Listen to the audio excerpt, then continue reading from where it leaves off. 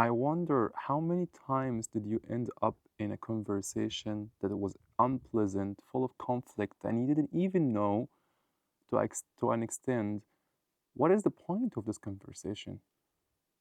So, this is one thing I had to make a change in my life because I realized that as long as I'm keeping the same pattern, I always get the same results. Nothing changes if nothing changes, right?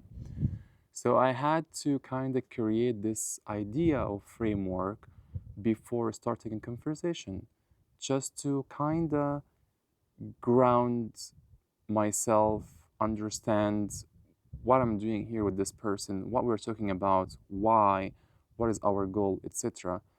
And it starts when I just start to ask kind of questions like, as let's say, okay, so it seems that we're going into this topic, right? We're going in depth to discuss this idea. So, would you like to share where are you at with your beliefs about this idea? Are you open or flexible to hear something different about it?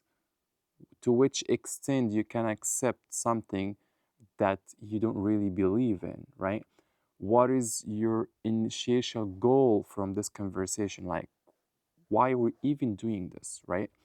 And these kind of questions might sound simple, but actually just brings a lot of clarity that at least the conversation is happening from a grounded place, not just like randomly being emotional about something, then you just dump your emotions and ideas and words into the space. Just make it clear first, like who you are and what we're doing here.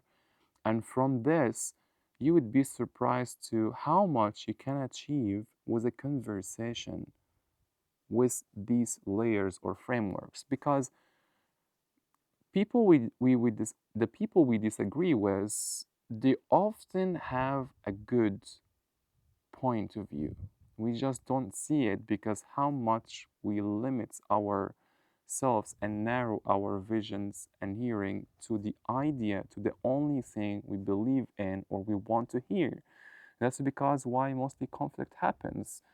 I believe that conflict cannot exist in a conversation where both people are in a mutual bag mutual ground on discussing a thing where they would are where when they are open to hear something that possibly will give them pain because you might think like, is this is what I was thinking about this topic all my life and now I see this perspective. Just allowing myself to be wrong, or at least to be less smart from someone or less wise, or just maybe allow myself that I can open myself to a higher extent or a higher level.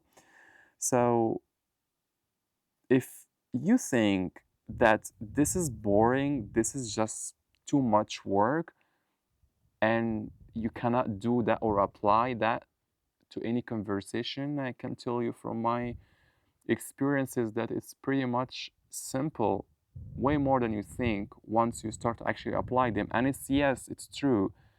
If you do not do the framework, if you just go randomly jump into a conversation, you have no guarantee where it's going to go because you don't know. You don't know anything about the other person. You don't even know their current emotional state, right? Are they happy? Are they stressed, overwhelmed, angry? This all drives them to where do you want to go with the next phrase or sentences, right? So just understanding how your person feels does great job in understanding how the conversation can lead or go. And this basically you can apply in your romantic relationship, in family relationships, friends, work, etc.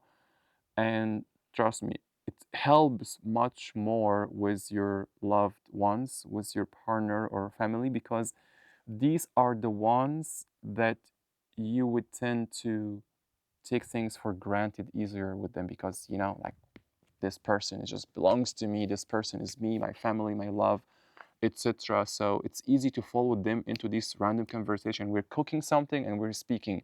We're just like on bed reading or just chilling, and then we jump into a conversation. So these, because of the dynamics, how we live together, how we meet, makes things a bit more fragile and easier to miss and have conflict. So whenever you have the chance to ask, do it first. Just set a foundation to the conversation before you jump on it.